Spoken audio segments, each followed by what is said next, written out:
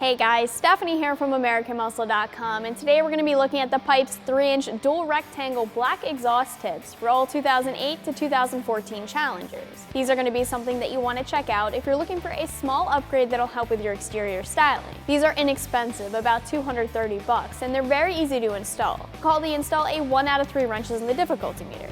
These are engraved with the Pypes logo, but it's subtle since these are black tips. They're 7.5 inches wide by 6.5 inches long. Pypes says that these are made from high quality materials so they maintain their good looks on the street or off-road at the drag strip or track. They're covered by a limited lifetime warranty that'll protect from any issues with the materials or the workmanship. The install for the tips is very easy. You can expect it to take you no more than a half an hour, and I'm gonna call it a 1 out of 3 wrenches in the difficulty meter. If you're interested in these tips, you can always check them out more online right here at AmericanMuscle.com.